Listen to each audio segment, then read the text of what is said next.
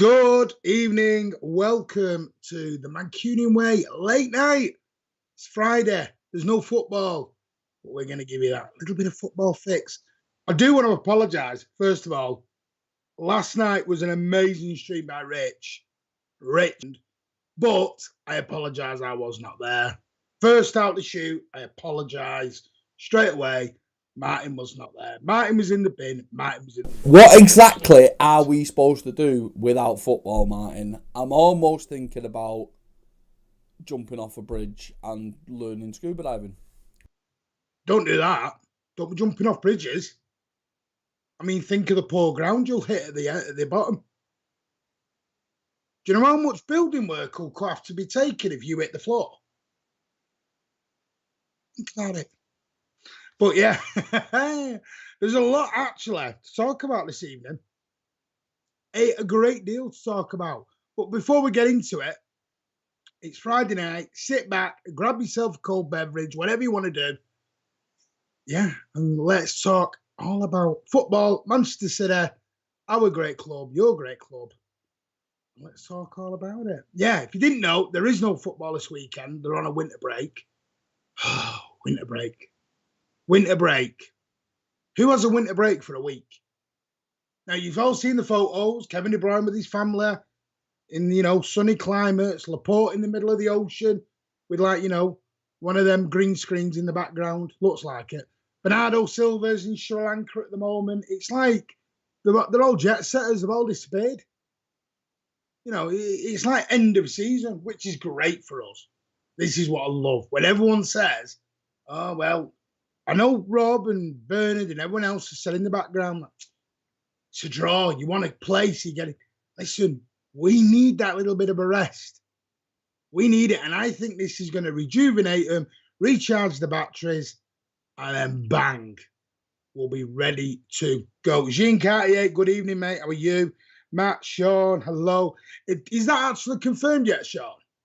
Is Lampard going to the Sticky Toffees? Is he going to the Sticky Toffees? I don't know.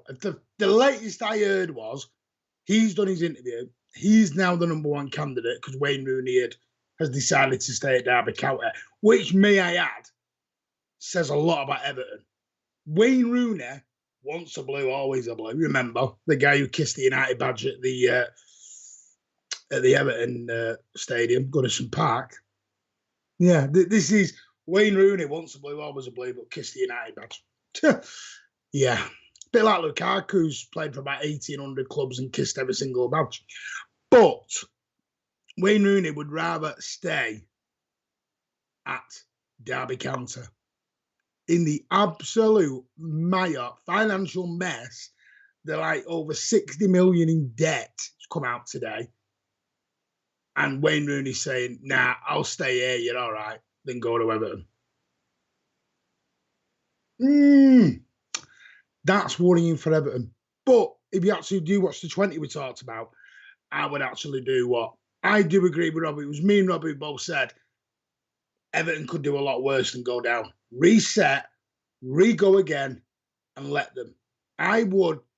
Going down is not always a bad thing. Leicester did it. Leeds did it. Aston Villa have done it. Newcastle have done it. We've done it. And I know people worry about, well, there's Rondon on 100 grand a week. They're not going to be on that money going down to the Championship. They'll clear off. You'll get rid of them. And you'll get new orders. So, sorry. Hi, Martin. I'm back. Good evening, everybody. Good evening. Are you phoning someone? Yeah, I'm just phoning Mr. Sean Clinton. This is Rob for Sean Clinton. Hiya, Sean. Is that Sean? That certainly is. Hiya, Sean, mate. I know that you're busy watching the United stand, and I know that you're busy watching, Mark Goldbridge, That's Football, or you're watching City Extra or something. But just to let you know, we're currently streaming on YouTube, mate. I was wondering if you were going to join us. I'm just coming back from the chemist, mate. Yeah. I'm going inside. Excuses. We've not seen you in about 6 months, mate. So just checking that you and if you could hit that subscribe button as well, Sean, that'd be amazing, mate. All right, Paul. Oh yeah, no, I've never subscribed. All right, Paul. Not to you. you know, I know that you don't leave many comments, but cheers anyway, pal. See you later. See, I've got to say. Sorry, that's the individual service you get on this channel. Yeah, if what you... the football channel rings you up to let you know they're live. Nobody does that. I mean, it's the only way we get views, but no, I'm only joking. Well, there is that other way that you get views, Martin, but that's on OnlyFans, and you have to pay for that. Oh dear. Right, well, should we get into it? Because there is a little bit of news. We might as well kick off with the big thing that, Kyle Walker, not the Kyle Walker who's at Sky Sports, the real Kyle Walker. Because I know that gets a little bit confusing sometimes. Spelt the same way. What about Kyle Walker-Peters? Good evening. What is that? Is that Beetle Greg? I think it's Beetle Greg. For some reason, the text is blue on my screen. Good evening. Glad you're joining us. Good evening. We are a Manchester City channel, but we do talk other football as well. We're not blue tinted. But yeah, Kyle Walker has been a naughty boy, Rob. Oh dear. He's in trouble. Wait. We have a problem with fullbacks and being naughty boys. He's not in that sort of trouble, is he? No. He's not going to go and join the, Prison 11. No, I wasn't going to cut. Well, I was thinking of, what was that film that Vinnie Jones did? It was an American version. Mean Machine. Yeah, the Mean Machine. He's not joining the Mean Machine Mancunian 11. Could you imagine Mean Machine with Jack Grealish? Fucking hell, he'd get battered and raped inside prison, he would. Yeah, but Kyle Walker is going to be missing 3 games in the Champions League, which means he's going to be missing. Hi guys, it's me, Harry Kane. It's me, Harry Kane. Now, I just want you all to know that why are you here? Harry? I'll be starring in 2022. We are making a remake of Mean Machine with me, myself, Harry Kane, and Jack Grealish is coming as well. You're right, it's me, Jack Grealish. You're right. Is that you, Martin? I can't believe you've done this to us. Is that you, Martin? You're right, mate. It's me, Jackie. It's me, Jackie from Birmingham. You're right. I'm not allowed to talk to you, Jackie. What was that? I'm Manchester City's number 10, mate. You're right. Well, I'm not being funny, Jackie, but can you get your thumb out your ass? What you mean? I've got 2 goals and an assist this season, mate. Well... Do you not like my floppy hair? Jackie, can I ask a question? Well, why have you got half, Brummie, half Cockney accent going on? I don't really know, mate. It wasn't very well prepared, this accent, was it? You know, it might turn Australian in a minute. I don't know. I thought, where are you, Jackie? Which jet setting of the world are you in? Don't really know, Martin, mate. Anyway, do you want to get better? This is supposed to be a news show. It's not supposed to be a waffle show. Well, shut up, you bloody ass. I don't know where I was going with that one, mate. I apologise. Yeah, 3 games for a little... Rob's gone rogue. 3 games for a little fucking kick. UEFA, what you on about? Well, there you go. Chris Bates, you answered your own fucking question. Listen, no, let's stop. I'm going to disagree with you here. Can we not call it a little kick? He literally... Oh, I've seen... leaned back. I watched Bloodsport with Jean-Claude Van Damme and I seen that was more aggressive than that. But even so, 3 games is a little bit harsh, Martin. Well, here's the funny thing.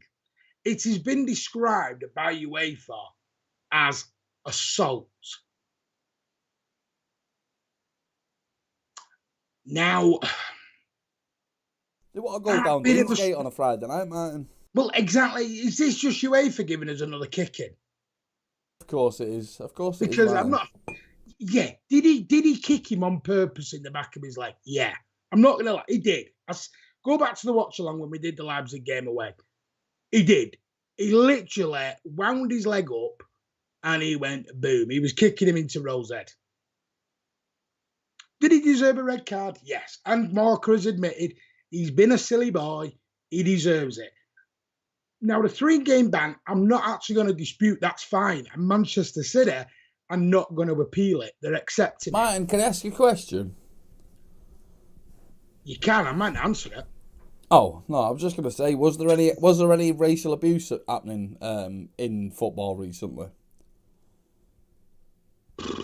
I'm just checking because usually what happens when Manchester City players or Manchester City get an unfair punishment, it's usually set with a precedent of somebody's been extremely racist towards us, and City's actions get taken more seriously than the racism. So I was just curious. It has happened before.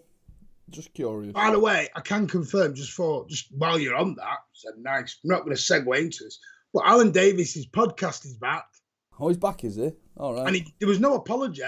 Why would there be an apology, Martin? Remember, see, there's this very fine line in the world, and it's called freedom of speech. And I am more in favour than you'll ever know of freedom of speech. But am I on the phone to somebody in Australia? No, hold on. No, freedom of speech is not an issue of race or anything, Martin. Freedom of speech is an issue of morality, civilization, and enlightenment.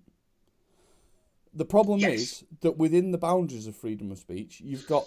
The problem is with someone like Alan Davis specifically, he has a platform in which he has influence. And when he's racist in that influence, I don't believe it's an issue of freedom of speech anymore. It's an issue of hate speech, which, as we know, can go down dark paths. Anyway, back to Kyle Walker. Well, apparently it has been described as... Because remember, it was in the 81st minute of the Leipzig game, which we lost. And he took a swing, and UEFA's exact wording was assault in the official ruling by UEFA's control, ethics, and disciplinary body. As I said, Manchester City are not going to appeal it. They're going to accept it. So he's going to miss both legs of the Sporting Lisbon games, and he's going to miss he's going to miss another one. Now, if we don't win against Sporting Lisbon, we don't deserve to be in the competition. No offence to Sporting Lisbon.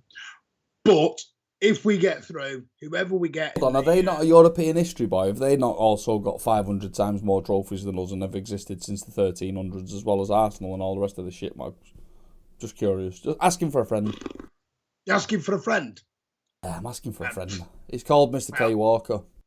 I never know what to believe, because Sporting Lisbon have history, Benfica have history, Juventus have history, Inter Milan have history, AC Milan have history. I mean, I'm not being funny. The wall outside my house has an history. Don't make it important, but hey. That's true. Although when you die, Martin, there will be a little blue plaque put on that wall outside your house. Oh. In memory of Martin, the waffle merchant Horsfield. Think I'll get a statue?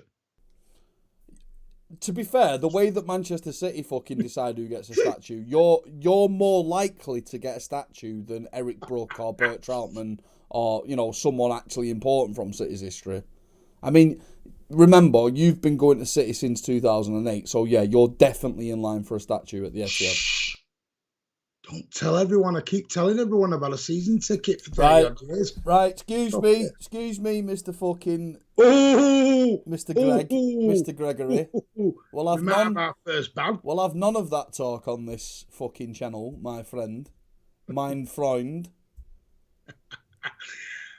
Anyway, let's get some quotes. We are the people. Fuck the Pope. Do what to the Pope? Say Pope or quote. Anyway, oh dear. So Kyle Walker is an important player for us. It's unnecessary to lose him. This is what Pep Guardiola said. He does hope he learns from this. The red card does hurt us, especially in the round of 16. It is a red card, definitely. I'm not coming to say what happened in the dressing room.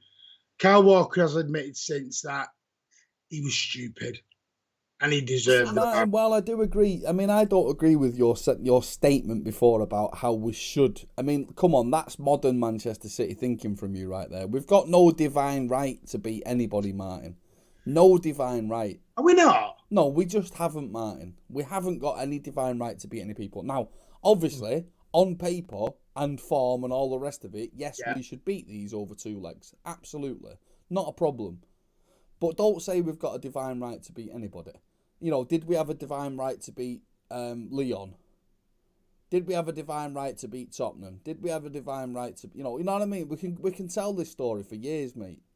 Real Madrid in 2014, we should have absolutely smashed them, and we pussied it in the semis. I'm just trying to fit in. So we don't have a divine right to beat anybody.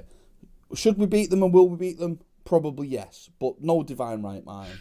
Listen, and Kyle Walker missing for the next 3 Champions League games. It's not necessarily the Lisbon fixes that do my head in. It's what comes after. Yeah, because knowing our luck, we'll end up with Bayern Munich. Because if we get drawn at home to Bayern Munich first, you want Kyle Walker. And if you don't have Kyle Walker and we've got to go to Bayern Munich second leg and we're 2-1 down or something stupid, then I'll be a little bit upset with Mr. Walker. Other than that, it is what it is. It's stupid. And yes, I was being sarcastic when I said, because I know we don't have... Listen, I'm the City fan who sat there on Derby Day shitting himself when we were 2-0 up still in the 92nd minute. So, listen... Well, we did lose a derby quite recently from a 2-0 up, so, you know. You know. But, anyway, Kyle Walker's going to miss. It's been stupid. We accept it. We move on. There has been, by the way, let's segue into there's a little bit of loan... Can we not use the word segue and instead use the word that you thought segue was? No. Seguigui.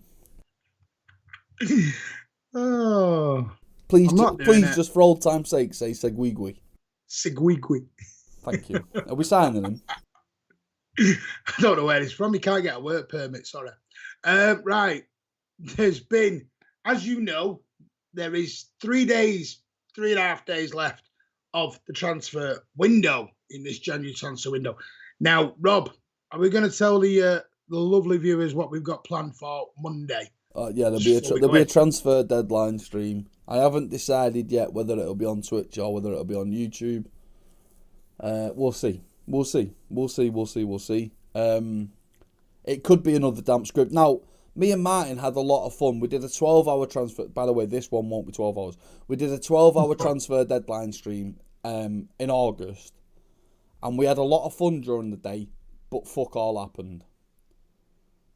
I've got a feeling... No, there was. There was a 20-minute meltdown. Oh, yeah, there was a 20-minute meltdown. Let's be honest. Yes, no, Martin is correct. There was a 20-minute meltdown by Manchester City fans because we didn't sign a left-back that nobody had ever fucking heard of, nobody had ever seen play, but everyone was suddenly an expert on left-backs. And because we didn't sign a player we'd never fucking heard of, we were a failure as a club.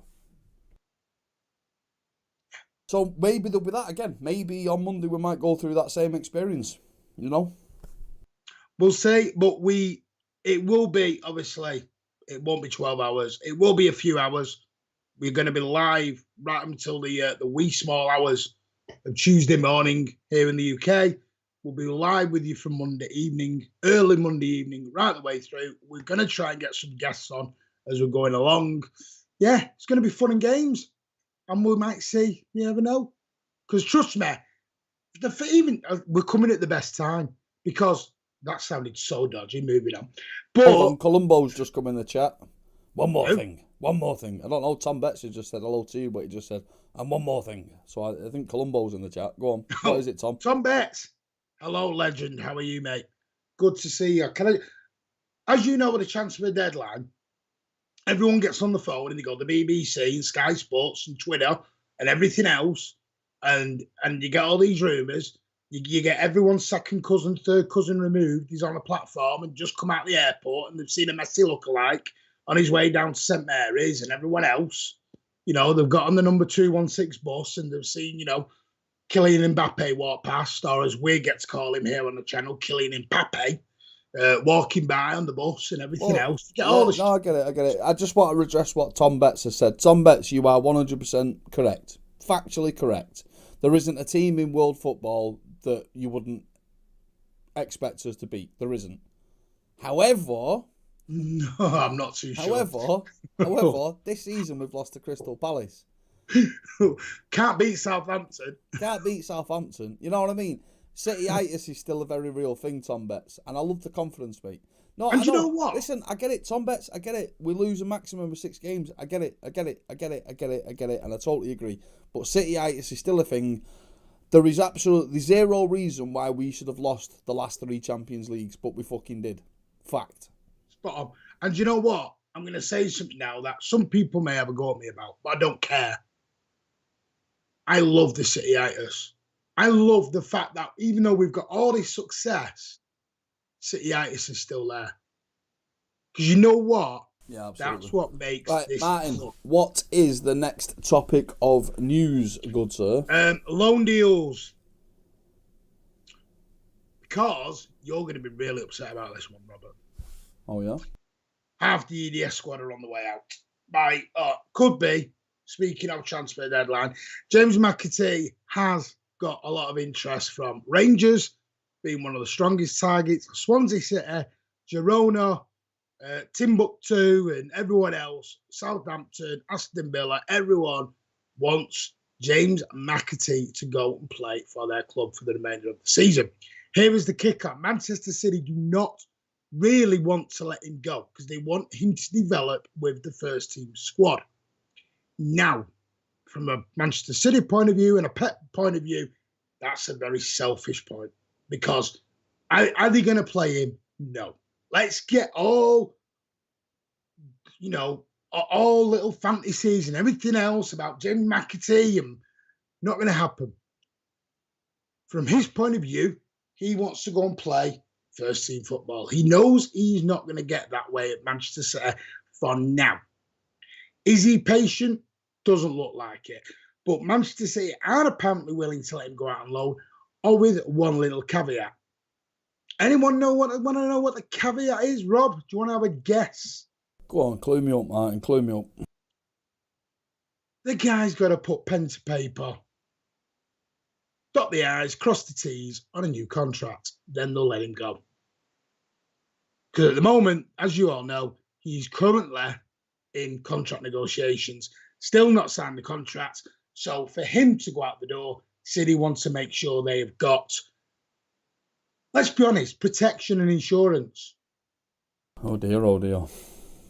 Because think about it. If they don't, if he goes to Southampton or Swansea or Rangers and plays in front of 50,000 people and he loves the atmosphere and he's doing brilliant for Giovanni Van Bronckhorst up at Ibrox, he's going to get a taste. There is some good news in the EDS world, Martin, as it's in the thumbnail. Taylor Harwood-Bellis is now at Stoke City. Stoke City are a championship club. Stoke City are a championship club. Stoke City are a good championship club. Very good. Now, where was Taylor Harwood-Bellis? Now, his journey so far, he's been at Blackburn. Then didn't he go to Germany, Martin? He was at Anderlecht. Belgium. Anderlecht. Yeah. And the thing is, when he went to Anderlecht, we all thought, former player a favour. Which is what we've always said. And we were a bit upset by it because I was sick to death of doing former players favours for absolutely no reason. But now he's back in England. He's in the Championship. Stoke are currently 10th in the Championship. But I would absolutely, on my life, rather have any EDS product that we want to take seriously in this country. I would give my firstborn child for them to be playing in the English leagues than in the Belgian leagues, the Dutch leagues, the German leagues, or whatever. Who was it? Tommy Doyle, was it? Second Division Germany? Hamburg. What's the bloody point? What is the bloody... That is the death nail in your career. I apologise. Now, if you're in the Bundesliga for Borussia Dortmund or Bayern Munich, different story. Mm-hmm. But if you're wallowing in the German second division, then I would be crying myself to sleep at night. So the fact of the matter is, he's in England, he's playing at Stoke, he's getting used to the big boys of English football. And when I say big boys, I mean the physicality of English football. Yeah, and there is a little life on that machine in the hospital. There's a little bit of a heartbeat now coming back to life. So that's the positive news for me for Tommy Doyle, for Taylor Harwood-Bellis. Now, if everyone remembers, Roberts has got a little bit of an agenda against Nathan Ake. Not about Nathan Ake's footballing ability, and I have been the first to praise Nathan Ake this season, have I not, Martin? However, my agenda against Nathan Ake stems from the fact that we paid 41, 43, 50 million, whatever the hell we paid for him, and Taylor Harwood-Bellis was put out to stud. Well, that was my issue with signing Nathan Ake, and you can't argue with that, Martin, because you want Manc lads to play for the club again. So don't even try and play devil's advocate. No, I'm not. And the thing is, if you go back, Rob, me and you watched his debut at Preston North End. Yep. And everyone was on about Garcia. The big thing that night was Angelino Garcia, Harwood-Bellis. And everyone was there to watch Garcia. Me and Rob both turned to each other and went, Howard Bellis is going to be a better player. Absolutely. Taylor I Howard don't Bellis care is if the Garcia's standout. The absolute standout, yeah. Don't. He was built like a brick, you know what? It was just the same as a couple of years before that. I'm pretty sure I saw Jay in the chat. We were at Manchester City watching City versus Wolves and City versus Huddersfield in the Cup, and it was Tosin Adebayo and Eloquim Mangala were the two centre halves. And Eloquim Mangala looked like a fucking headless chicken from the under-14s, and Tosin Adebayo looked like he was fucking world class. So, JJ, is JJ my J? Are you my J, or are you just some random J that I'm trying to say you're my J? Whatever it is. But yeah, we watched Tosin Adebayo play with Eloquim Mangala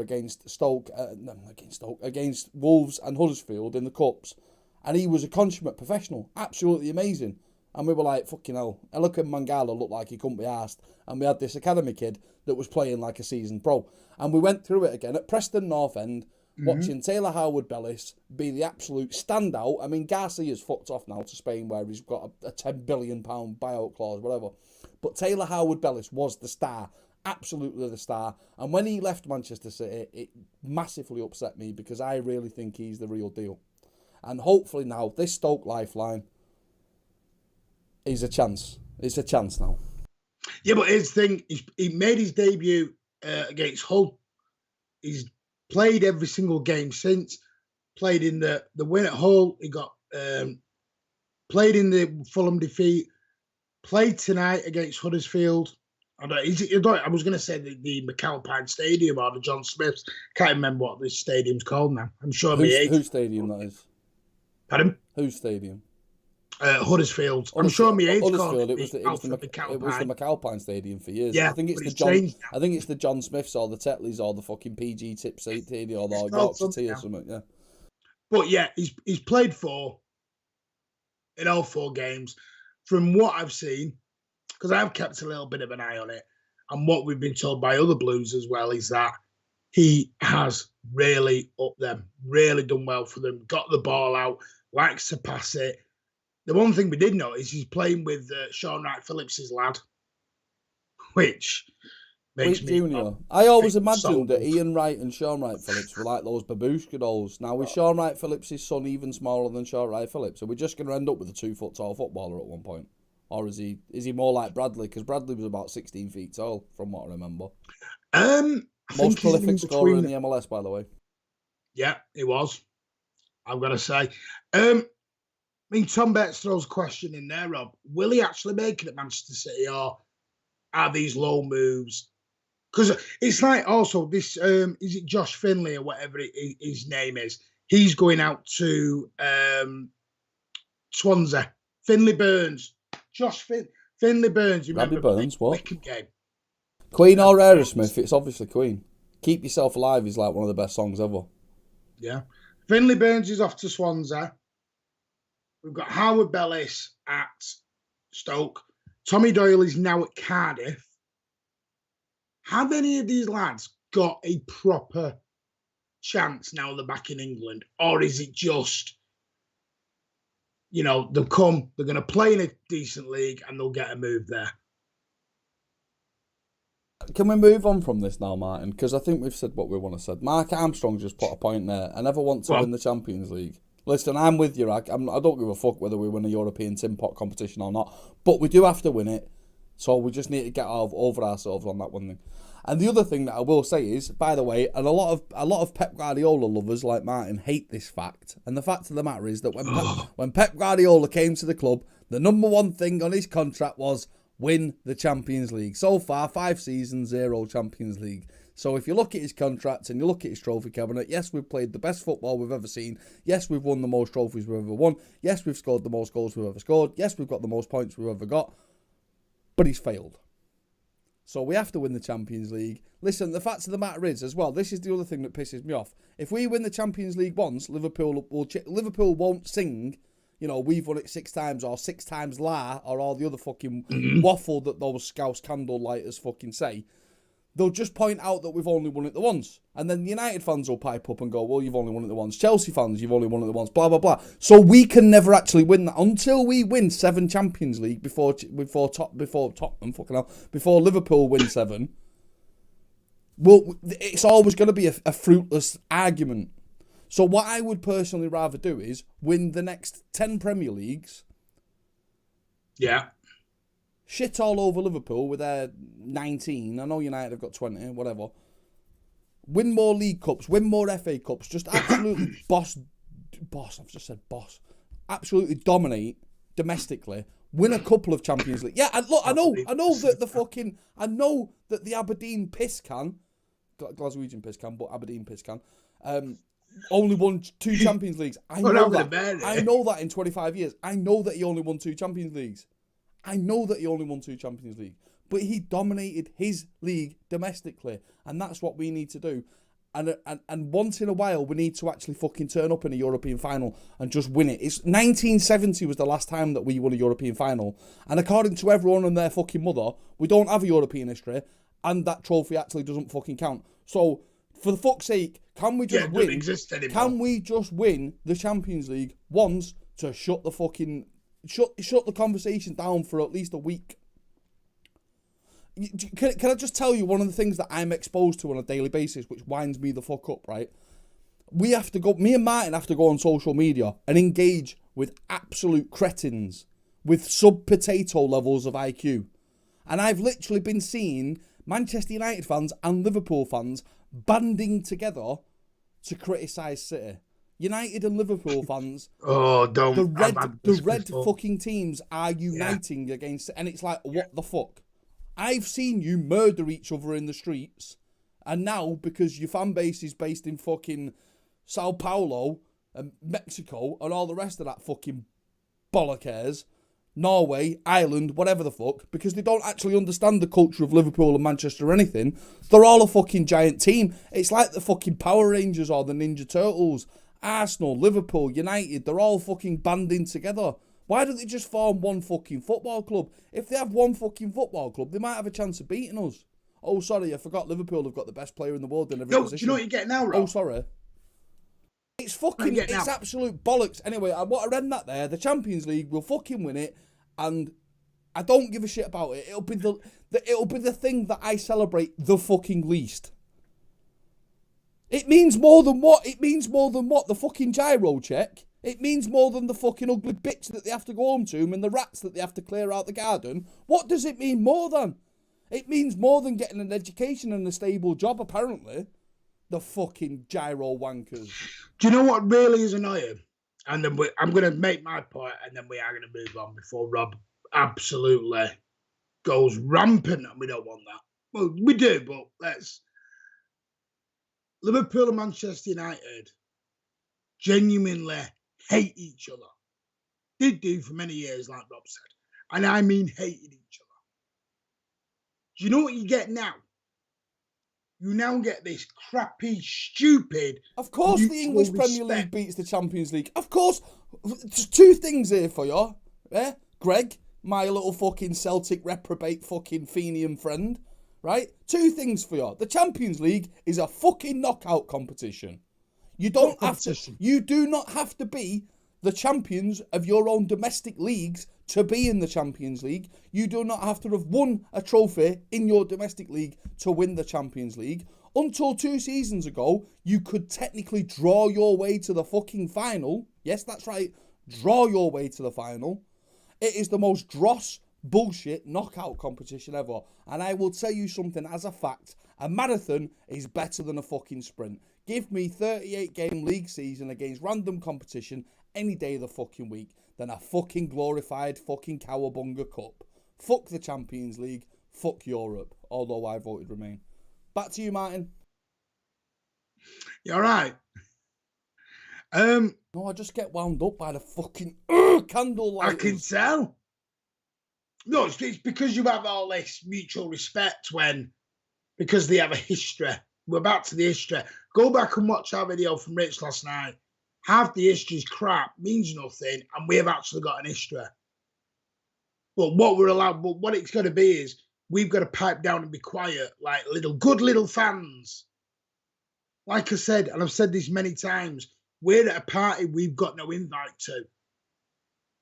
And instead of tucking tail between our legs and walking away quietly and standing in the corner with our drink, we're going in and we're bossing the party, taking over the DJ deck and making the party a bloody rave. That's what we're doing. And you know what? You don't like it. What, you know what, Martin? I just hope that one day we become such a big club that we have a young goalkeeper that loves us so much that when he gets a concussion in an important game, we threaten to murder his family. I hope we become that big of a club, Martin. I hope that our guy that came through our academy that wants to leave to better his career to win a Premier League trophy, what I hope we do is, I hope that we go round and rob his house every time they've got an away game. And not only that, I hope that we threaten to murder all his family, children, aunties and uncles and everything if he threatens to switch clubs. I want to be that type of club because that is a history boy, Martin. A fucking history boy. I hope that we are a football club founded on the backs of fucking slavery. The Confederacy of fucking Liverpool. I wish we were fucking them because they are the fucking greatest. Oh, Robbie's on one. The South will rise again and it'll rise on the fucking Mersey. The fucking dipping wankers. Rob. Take your tablet. I'm only joking. Yeah, we're going to move on because Rob will end up having a meltdown. We're already into meltdown. So let's move it on. I have noticed City Chipper. Thank you. I hope he's okay and I hope wish him all the luck in the future. Thank you so much for that, mate. And I hope you're good as well. Right, Rob. Do you remember this whole... Now, we're going to talk about kits for a second. You hate kits. I know. You think the 70 quid, waste of money, all that other crap. Which you're right. And then you get made club shop wanker who goes out and buys them. But Manchester City and Puma, guess what? They're going to launch a 93-20 anniversary kit later on in the year, around about August, September time. It will be predominantly white with sky blue accents or a little bit all over it. Why do we need... Because August, September is when the new home kit will come out, the new away kit will come out, and then around about September, October, the third kit will then come out. So on top of that, we're going to have a fourth kit that will come out, which will be a commemorative, get me words out, put my teeth in, anniversary. Commemorative. Can I just say, Martin, you can't fucking talk. Shut your fucking mouth. Right, here's the deal, ladies and gentlemen. Here's something that you need to understand about the capitalist world that we live in. By the way, I'm pro-capitalist, so before anyone calls me a fucking socialist, and I will slap the shit out of you, I'm not a communist, I'm not a fucking red bastard, I'm a fucking blue. Not a Tory. Hold on. Not a Tory. Martin, stop using my recycled jokes. It's who put 50p in the dickhead, and I've got fucking 10 quid inside me right now, Martin. Right, here's how it works, ladies and gentlemen. Back in the day, football shirts used to cost £25 and they were stitched with real embroidered badges. Now, they stick a fucking Blue Peter sticker on the City kit, charge you 70 quid for it. If you want your fucking name on the back, it's 110 quid. The reason they do that, Martin, is because fucking wankers go out and buy this shit. Stop buying it, they'll stop making it. Fact. You? Do you know why they charge £4.50 for a bag of Skittles and fucking £3.50 for a bottle of Coke, Martin? Because you fucking buy it. That's why they charge it. You fucking buy it. You talking to my mate behind me? You talking to Gene here? I've got Gene here. I'm having a chat. Come on. Yeah, new kit. Don't buy it. Don't buy it. Please. Yeah, I know. I'm not going to go into kits because I'm not the person who should talk about kits. I'm really not. Well, let's move on. Now, Rob, I'm going to make someone very happy now who's in the chat. Roberto Mancini's had some quotes to say about Manchester City and his time at the club. He's basically gone to say that Manchester City. Well, actually, sorry, he calls his Man City. Manchester City, Roberto, is a piece of my life, piece of my heart. The fans, they always supported me to win the Premier League. What can I say? They were always there for me. I am proud because we really changed things in Manchester. If anyone's seen it, Micah Richards has gone over and done photos, and it's an interview that was in the Daily Mail. I think it's going to be later on, or it'll be out in the morning. But yes, it's in the Daily Mail. The actual, which have got the only reporters that actually give Manchester City any kind of credit, may I add. But talks about Everton. Carl Blundell's not in the chat, is he, Rob? Because he's not going to be happy about this. A very, very bad stadium. Always we had a problem there. We lost 1-0. I was thinking to myself, how do I get a reaction from these players? So I said to you, without Yaya Toure... Although, can I just go back for a rant a minute? I just will say, if JJ's still in the chat, I just will say one thing. Me and Jay went to Wembley Stadium to watch Manchester City versus Tottenham when Tottenham were using Wembley as their ground, which they have unofficially declared as the highest ever league attendance. Not that specific game, but Tottenham cheated the system by playing at somebody else's stadium and claiming they have the most fans. Absolute bullshit, strike them from the record. I will say, I paid for me and JJ £20 for 2 burgers and they were fucking fit. Fact. Plus, you get a pint in 30 seconds. And they've got a cheese. No, Martin, if you were listening to the story I was talking about when Tottenham were at Wembley Stadium. Fact. I've never had a burger from Wembley. Because I wouldn't pay anyway, moving on. I think I know what's wrong with me. Anyway, moving on. Martin wants to talk about Yaya Toure. I don't give a fuck about him. He's an has-been. He's going to get 10 statues, whatever, he gives a fuck. I hope that the statue is of Yaya Toure lying down on the halfway line with a fucking pillow under his head, because that's what he did on the pitch for City most of the time. Yes, he had some incredible games. Yes, he was an incredible player, but fuck me, could he be lazy. Right. Well, according to Mancini, we were a shit team without him. Yeah, all right, great, wonderful. Gareth Barry was the most important player in that team. Fact. Right, let me tell you about my thing. On the BBC today, Don Revie, MP seeks FA apology over Leeds United and England boss. Yeah? That's what Don Revie's been known as, yeah? So, an apology about Don Revie being made the first victim of cancel culture, blah, blah, blah, blah, blah. You have to get 2/3 of the way down the article to find out that he also played for Manchester City. I just want to talk about Don Revie, the Manchester City player. Okay, Don Revie, the Manchester City player, between 1951 and 1956, played 148 games, scored 35 goals, FA Cup in 1956, that is the famous Bert Troutman game, where Bert Troutman broke his neck in the FA Cup final, but nobody ever talks about that because that's history. Manchester City don't have any history, blah, blah, blah, blah. He was, the main focus of what is known as the Revie plan, or the Revie plan, however you pronounce his name. Don Revie was an integral, important, incredible Manchester City legend, and you barely know that he was even involved with the fucking club. Fact. Yeah. And that is absolutely true. You wouldn't even know.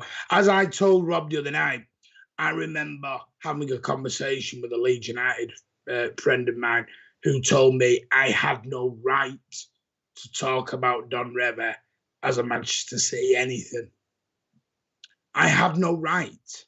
So what's happened is all of our history is hijacked and stolen by other people and other teams and other fans and all these other media outlets, and that's why we have the piss-taking jokes of Frank Lampard's a Manchester City legend. So it's embarrassing. It really is embarrassing. I remember that day as well when City came up with that bloody quote on Twitter. It's like you do yourself no favours, lads. Frank Lampard, a City legend. Do me a favour. Do me a favour. Joke. Absolute joke. Anyway, right. Is there anything else you want to talk about Manchester City related, Rob? Before I move on to... Because I don't know if you know, but the last time, since we have spoken, or I've been on here, we've made a signing. And it's done. It's completed. We talked about it the other day. Oh, yeah? Alvarez is signed. Oh, here we go. Here we fucking go. Listen, ladies and gentlemen, I just want to declare something about this kid. He'll be a great player for Barcelona in 2 years. But he's signed, 5-year deal. Now, let me explain. We've signed him for around 16.7 to 18.2, whatever it is, million. 5-year deal, currently on loan now to River Plate, who are competing currently in the Copa Libertadores. Listen, I don't want to upset anybody. It's never my intention to upset anybody unless you come from. But he's now going to do. But I just want to let you all know a few little facts about our future fucking Ballon d'Or winner. Yeah, right. He's 21 years old. Aguero, Zabaleta, any other motherfucker, Tevez, whatever, were all in Europe playing their trade in their teens. And they all came from Spain or Portugal or whatever before they came to England. This kid is 21. He's very good in the Argentinian leagues. Now, me and Martin have been informed over the last couple of days that there are several people that we know apparently are avid fucking watchers of the Argentinian leagues. Yeah, fucking right. Oh, yeah. Yeah, right. Oh, yeah. Yeah, right. Apparently, he's the next best thing since sliced bread. Apparently, he's the next Sergio Aguero. Well, I think that's disrespectful to Sergio Aguero because Sergio Aguero was a generational talent and you don't replace Sergio Aguero with Sergio Aguero because he's a fucking one-off freak. That's why there's not 500 Messi's playing the trades and 500 Ronaldo's playing the trades. They just don't exist for 10 a penny. Secondly, he's 21 and he's staying over there. Why is he staying over there? Loyal to his club, winning him a trophy, whatever you want to say. If he's good enough and the intention was to put him into this Manchester City team, he'd already be fucking over here, signing his papers, getting his visas, whatever. May he play for us next season? 30% chance, in my opinion. A lot of people are going to tell me I'm wrong. They can say whatever they want, but if he was good enough, he'd be here now. Fact. Well, here's the kicker. What everyone doesn't know. Like I said, River Plate are in the Copa Libertadores, which is their version of the Champions League that goes on as long as ours does, maybe a bit longer. Now, if they get through their next stage in March, guess when they play next, Rob? Listen, by the way, Patrick's already just put in there. Hello, Patrick, good evening from the Early Bird podcast, the podcast that you should absolutely go and listen to. As just said there, at under 20 million is low risk, high reward. Yeah, absolutely. Absolutely, Patrick. Don't disagree with you in the slightest. That apparently is Manchester City's business model. Sign them cheap, sell them high. But eventually, Patrick, we're going to have to keep one or two of these lads. Eventually, we're going to have to start. Look, the current age of the Manchester City squad goes like this. Fernandinho, 36. Scott Carson, 36. Okay, forget Scott Carson. He was never going to be a first-team player anyway. After that, Ilkay Gundogan, 31. Kevin De Bruyne, 30. Riyad Mahrez, 30. Kyle Walker. Then you've got John Stones, Cancelo, Emerick Laporte, 27, 27. Raheem Sterling, 26. The fact of the matter is that the upper echelons of our team and our senior team are either at peak or way fucking past peak. We're going to have a massive clear out at some point and rebuild this team. And when I say rebuild this team, I mean 5 players. Okay? So we're going to have to stop buying a lot of these bargain basement players and hoping to turn a profit on them. We're going to have to put big boy fucking pants on at some point and sign some serious first team players. Because it just so happens that a lot of our first team players are almost aging out. Now, that sounds like I'm hitting the panic button. I'm really not, because Manchester City are more than capable of sorting that situation out, which I believe they will do in the summer. People have already alluded to this. Martin, we've already been told that there's going to be some sort of spending spree and clear-out spree in the summer. Contract negotiations are going to be sorted, blah, blah, blah, blah, blah. But a lot of people, Patrick, have been getting very excited about this Alvarez kids recently. And I just think that everyone should fucking rein it in a little bit. Martin said the other week to me, Rob, rein it in. Rein it in when you're talking about Cole Palmer, the next Ballon d'Or winner. Martin ultimately was proven right in a few ways because Cole Palmer doesn't get any fucking games for the club. But the fact of the matter is that people who are fucking banging on about this Alvarez kid and banging on about how the fucking Altidore in the Argentinian league is the next best fucking thing, just rein it in a little bit. Rein it the fuck in a little bit. Mm-hmm. Okay.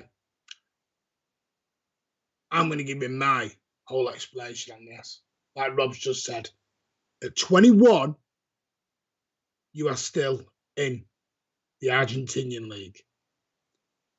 And everyone will now say, scored 17, 18 goals. The only thing that Harry Kane would do at Manchester City is not scored against us when Tottenham play. We're not on about it. Harry Kane's not coming to Manchester City. And if he fucking does, I'll fucking set his car on fire on the M6. Fact. he could not be coming to Manchester City until November 2022. If it then goes on, it could then be going on further.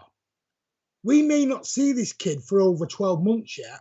To get him back, if River Plate go through into the November section of the competition, we have to pay like 2 million, just under 2 million quid to get him back. And it baffles me. And I have no problem with giving this kid a chance. But what I take umbrage to is when I hear Manchester City fans claim he's the new Sergio. We don't need Ireland. Don't worry, we've got this kid. You watching him for 3 minutes on a YouTube channel does not mean you know he's world class. Put me on a YouTube channel for 30 seconds playing football and I'll look world class. And I'm crap. Sorry, can we just calm down on it? Calm down. If he was that good, as Conor Morris just said, bring him now. But no, we don't. And what we've done is the MEN span a great story earlier today. The Alvarez deal is perfect because it brings in Liam Delap. Kiss my ass. Liam Delap is never, ever, ever going into this first team. Giorgio Samaras, why is it we can't go one fucking stream without somebody mentioning the Greek tragedy? Oh my goodness. I know, but this is what I mean. So we get a story span. Yeah, exactly. Mr. JJ Okocha, JJ Ward there just said the perfect thing in the chat there. Even if they get knocked out, he won't come in the summer. He wants to get minutes on the pitch, and you can't guarantee any minutes at Manchester City. The fact of the matter is that he will play football elsewhere to ensure a place in the Argentinian national squad for the World Cup. And that is a fact. That is not fucking negative, Mr. fucking Sir. Have you got the same sort of knighthood as Jimmy Savile's got? Yeah, exactly. Can I ask a question? It's not negative. He's not playing for City this fucking year before the fucking World Cup. No, I am not a PE teacher. No. Can I just say, this is someone, sir, who became an Argentinian level analysis of football expert. Had watched him every week, had seen this, that, and the other. He spelt his name wrong in YouTube and got lucky and found him. Why can't Delap get? Why can't Delap get in first team football? I'll explain to you briefly why Liam Delap can't get first team football. At the start of the season, Liam Delap was nailed on for a first team squad spot, and then he got injured. Yes, he was at the start of the season. Yes, he was. Fact, right? And he didn't get it because he got injured, and it was just bad timing. Very, very bad timing. Very bad timing. Pardon?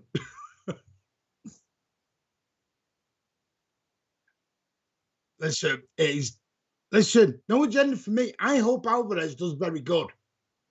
I really do hope he does well. But no one can tell me Manchester City would leave a player for 9 months if he was good. That's all I'm saying. I hope he comes in and we talk about well. KK, man.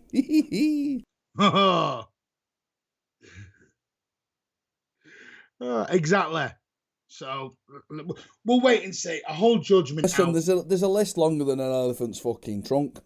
Jan Coutu was another one. Whatever happened to that idiot that plays at DM that was absolutely shite when he came on for City? Oh, you mean that world-class CDM that was amazing?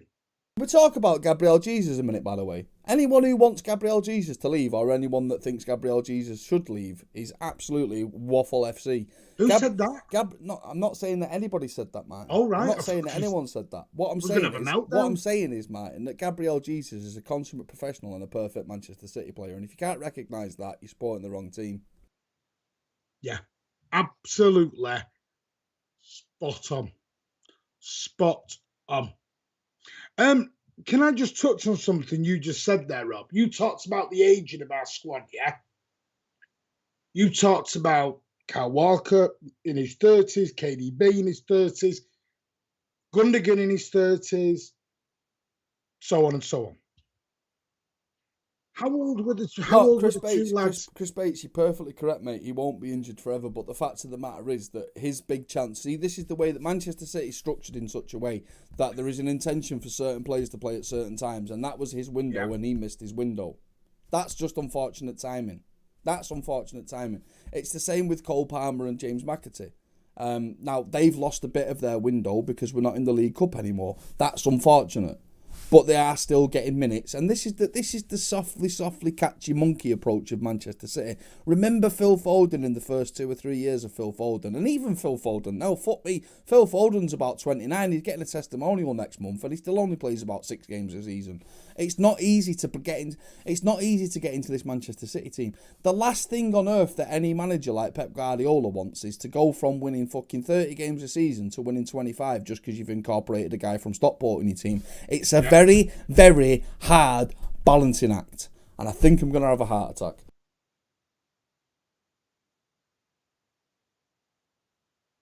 Right. The simple fact of all this is we'll wait and see. All we've ever said is don't put too bigger expectation on these young lads. They're still young lads. It's a very hard balancing act.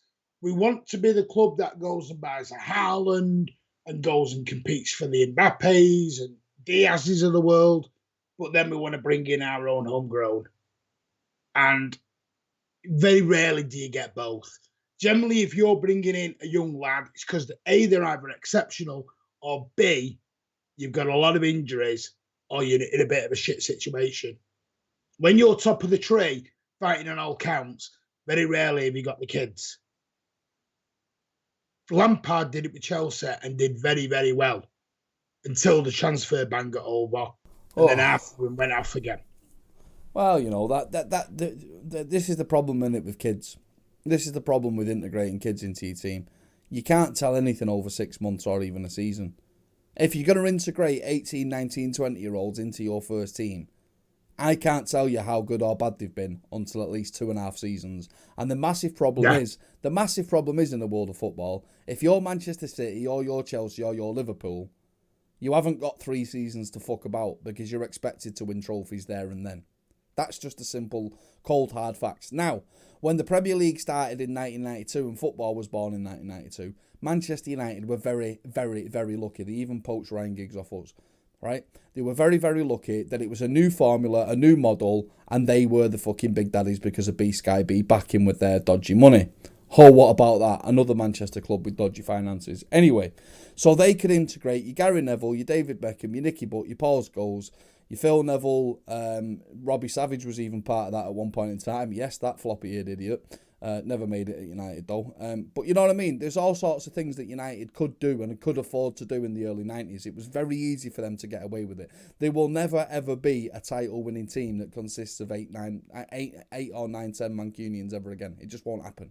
At Manchester City or Manchester United. It is the dream for me and Martin. We want a team full of EDS players. We want a team full of Mancs. We want Stockport Iniesta to captain us to the World Club Cup final or whatever the fuck you want to call it. But we also know the reality. It's highly unlikely.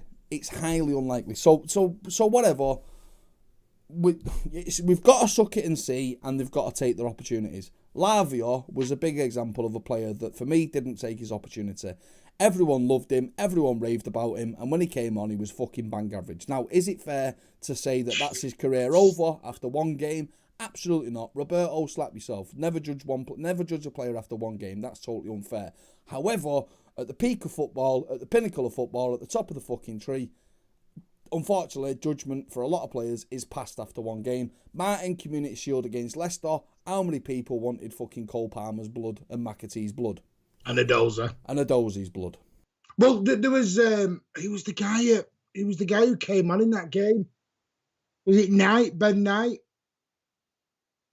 Who was it who come on? I think it was Ben Knight. Come on. And I think he's at Crewe now. So he's still at Crewe. Now, and Adozie's been injured and, you know, and now he's sat there having a chat with Snow White. So we're in a situation where... Colin Morris, there is a problem, Colin Morris. The difference between the Dutch league and Ajax and doing well with you for Ajax and how the fundamental philosophies of that league are set up, they're a million miles removed from the Premier League. So Ten Hag can do whatever the fuck he wants in the Dutch league. Nine times out of 10, Ajax are going to be competing at the top of that league anyway. You do it in the Premier League, it's fucking suicide. It's a completely, of course it is. It's almost a different sport. Sorry, Martin. Here's a perfect example, and you won't like this. And I know it's doing its thing with money, but you look at Barcelona right now. Yesterday, Adama Traore signed for Barcelona. Yeah, I'm going to repeat that. Adama Traore signed for Barcelona. I still can't get my head around that. Turned down Spurs to go to Barcelona. 115 grand a week offered at Spurs. Turn that down. Don't want that. I'm going to go and play for 10 grand and a bag of potatoes and a couple of peanuts. Whatever.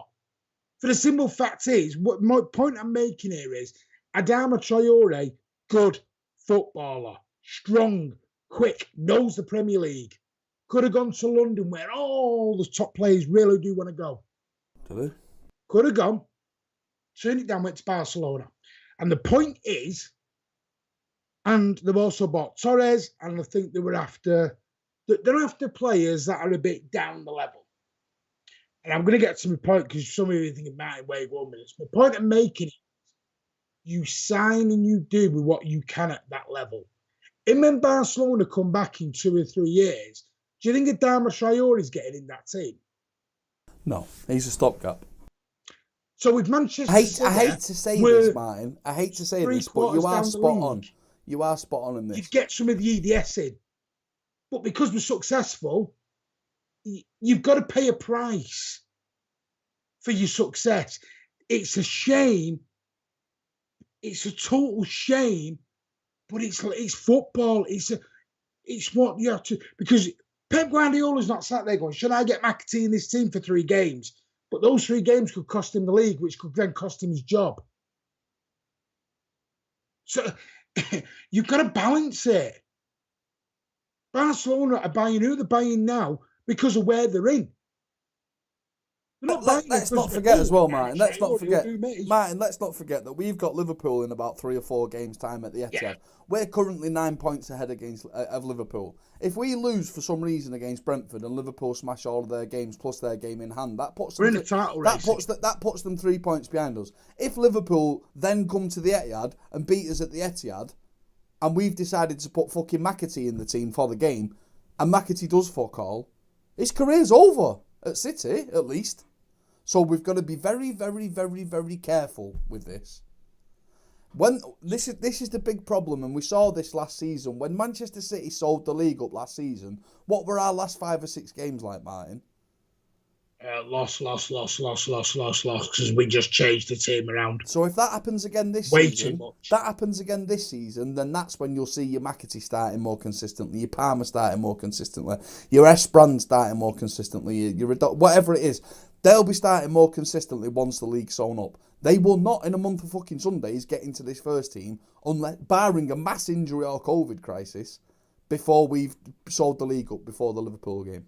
That's just a fact. You consider that unfortunate, you consider that whatever you want, but that's just the realities of modern football. Manchester City have got targets to hit, Pep Guardiola's got targets to hit. These are all based on finances and based on prestige and based on the way that the clubs run, blah, blah, blah, blah, blah. That's why you don't see a McAtee. We're looking at it from an emotional point of view. Pep, no. He'll tell you it's all emotional. He loves the club. He loves his job better. Alan Hansen famously said you can't win anything with kids. Yeah. It was a different sport, mate. Greg, I know that you're just fucking about and having a joke, Greg, but it was a different sport in the 90s than it is now. The Premier League now is the pinnacle of world football. It is 10 times removed from what the Premier League was like in those early 90s. Early 90s were a little bit like the Wild West, and they were definitely the unknown, where anything could be done and anything could be tried. Proof of that was the fact that Jack Walker threw a bunch of money at Blackburn and won the league. Yeah. Yeah. So it's a different sport, mate. It is what it is. Centurion's got a great point there. If we're 3 or 4 up, bring them on for 15, 20 minutes. Well, yeah, look, listen, Centurion, great point. Martin, great point for pointing it out. Don't know why you're reading the chat, but whatever. What I will say, you were missing it, so I no, I wasn't. I was going to get to it. I am having a heart attack at the minute. Anyway, what I will say is, you're all right. What I will say is that Pep Guardiola doesn't make substitutions, so no, That's the problem with that one. Anyway, Martin, right, come on, this is a news show. Let's get on to another news topic, buddy boy. Are you okay? I'm tripping balls, Martin. I'm tripping balls. I'm sorry. Yeah, carry on. Right, okay, bit of news, because what I do want to say is Manchester City have been told there are no fans, no jack and everything else. And this is evidence now that Manchester City can't win no matter what. Manchester City have been knocked empty hard, and we've took the piss again and made an empty seats at home champ. And what we then do, we've knocked Manchester City. Me and Rob have. I think it was PSG, which is 65 quid a ticket. And we knocked it. Manchester, working class City, food banks being used all over. Think about it, City. And we get slagged off. But Fulham in the FA Cup has come up, decent team, up near the top of the Championship, going to bring a lot of fans with them. And Manchester City have done the right thing, 10 quid an adult, quid a kid, 5 a kid, depending where you sat. The game is not for another week and a bit. It's sold out. FA Cup 4th round, sold out. Gone. Well, they're not giving those tickets away with cornflakes or prizes and Cocoa Pops or chewing gum wrappers or do you know what we've had thrown back at us? Oh, go on, here we go. What stick are we being peddled with now? Exactly. You can only sell out because they're cheap. So we charge 65 quid. Honestly, this is the absolute levels of insanity that permeate. We're talking about, right, by the way, I just want to let you know, right, that 1/3 of families in Greater Manchester are using food banks. Why? Because, by the way, this is something, news alert, newsflash, global news alert, there is this thing called fucking hyperinflation that is currently stealthily happening in the UK right now. Yeah? Your loaf of bread costs a quid at the minute, it'll be 5 quid and you'll have to pay with it with £1,000 Nigerian note soon. Yeah? Hyperinflation is real, it's happening. It's affecting the entirety of the UK, and for some reason, and these, by the way, the people that are saying this to City are working class people themselves, are saying that we're only selling tickets because they're cheap. What fucking reality of mentality is that? What mentality is that? That you're criticising a club for selling tickets cheap? Are we fucking for real? Oh, sorry. Should we be like Arsenal? Should we charge fucking £3,000 for a season ticket? Should we be like Chelsea and fucking quadruple the price of our season tickets? What fucking reality is this? This is a working class sport for working class people. Tickets should be 15 fucking quid. Unbelievable. These people are absolutely potato. They have the absolute, honestly, I have seen amoebas with more intellect or intelligence than the idiots that these people are. They will stoop to the lowest bloody levels to absolutely try and tar us with any sort of brush they can. They're fucking idiots. And do you know the really annoying thing is Manchester City have done the right thing. And I applaud you, Manchester City. Well done, Chica. Sorry, Arno. Everyone at the club for actually realising FA Cup, prestigious competition, the second biggest cup competition or any competition in this country.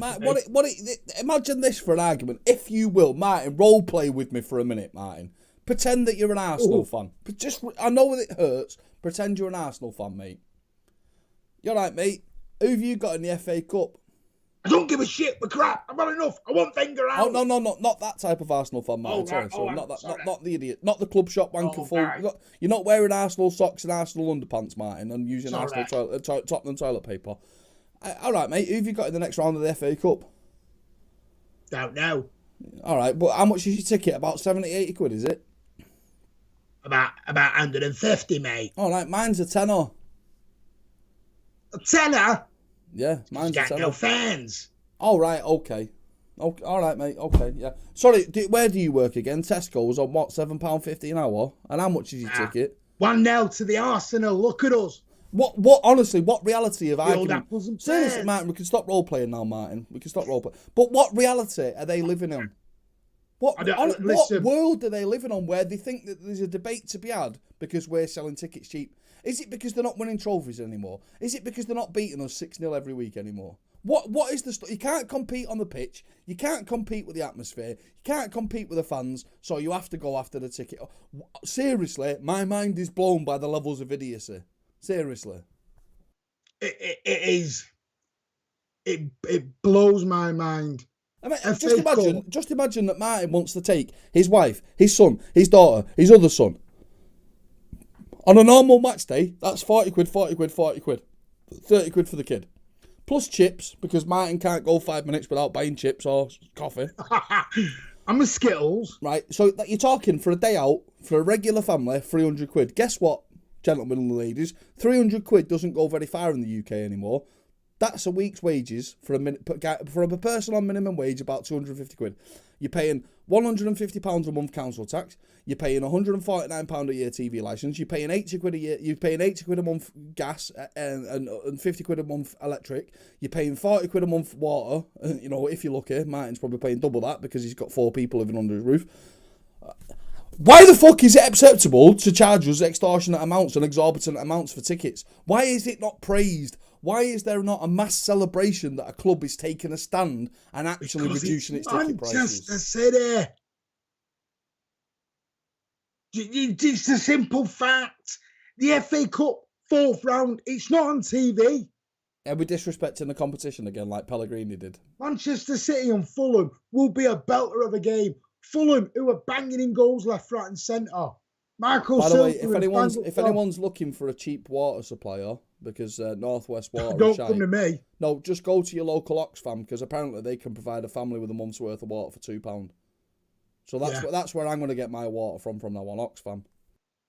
And the really annoying thing is, I've paid, because I'll tell you, I don't care, paid 11 quid for 2 tickets for the game. Chelsea, about 4 weeks ago, announced that their top tier, I think it was in, can't remember what stand it was in, was going up by like 400% or 4,000% even, was going up to over 3.5 grand. Manchester City have the Tunnel Club, 15 grand a year. Won't mention it anymore because I'm still pissed off because my father, who has supported the club from being day one, Martin, can I just ask a question? Yeah, got shafted and got kicked out. Martin, can I just ask a question of you, mate? Yeah. Let's say that theoretically you're booking a family to Florida for your family this summer.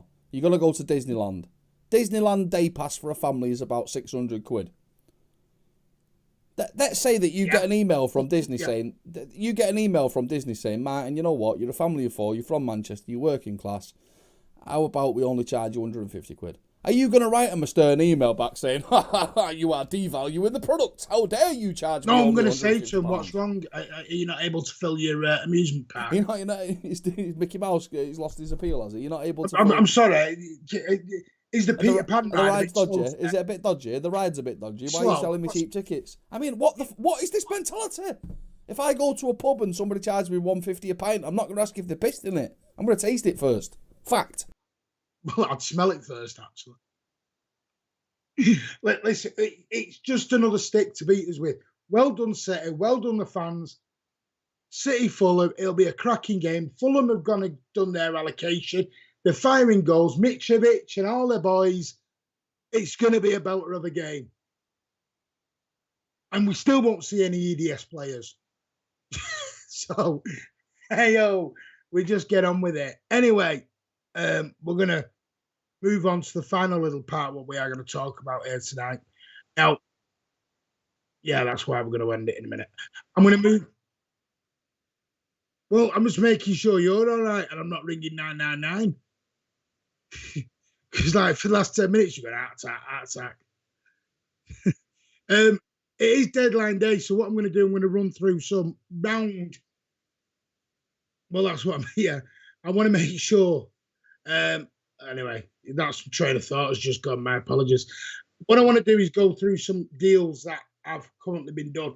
And there's one club that have decided to grow a set of balls. Now, Rob questioned this guy when he got appointed at Aston Villa about 3 weeks ago. Rob was like, which, quite right, because Rob was very pissed off because he walked out on his beloved Rangers and gone to Villa. Aston Villa sold Manchester City. Jack Grealish. Turns out I don't give a fuck anymore because Giovanni from Bronckhurst is actually getting a tune out of the Rangers boys on a whistle. 100 million. We bought Jack Grealish for. And this is not a Jack Grealish rant. This is Aston Villa smart ass. Look at us, what we're doing. In return, they bought Liam Bailey. They bought Danny Ings. They bought Emi Buendia out of Norwich and blah, blah, blah. And well, there's a question to put to the City fans out there. Who would you rather have at the club? Danny Ings and Felipe Coutinho or Jack Grealish? Who got the better end of the bargain? Well, I think it gets better now. Do you know what Villa have now done again in the January window? Coutinho. I don't know how they did this one, but they got Luke Digne, who go back to a very first transfer video we did. I think it was second video in, wasn't it, Rob? I was having an absolute meltdown because I wanted the guy so much. And he's ended up at Villa. So I'm on my way. Thanks very much. I'll see you at Villa Park next week. Anyway, come up the Villa. Come on. And now they brought in Callum Chambers out of Arsenal? Do you want to know who else they're now going after, Rob? They're not finished yet. They're not done. They're not finished. They still want some more money. Have you ever heard of a guy called, I'm going to butcher this name, Bentaker, or Bentasa, I think his name is. Now, that is who Arsenal are going after. Very, very good player. They've just got Callum Chambers on a 3.5-year deal. Villa are being clever in this market. Do you know who else is actually up? Oh, he's been discussed about leaving. And I think it was Cal Blundell asked me this question yesterday. Did you know Rafinha might be leaving Leeds, Rob? Rafinha, the Leeds man, might be leaving. Which has completely and utterly baffled me. It really has. There's a number of clubs in for him. I'm just trying to get it up. Yeah, the other guy was called Rodrigo Bentancur, who's currently, he was a Uruguayan, currently at Juventus. Obviously, they've got to get some money back in after the big signing of Dusan Vlahovic from Fiorentina.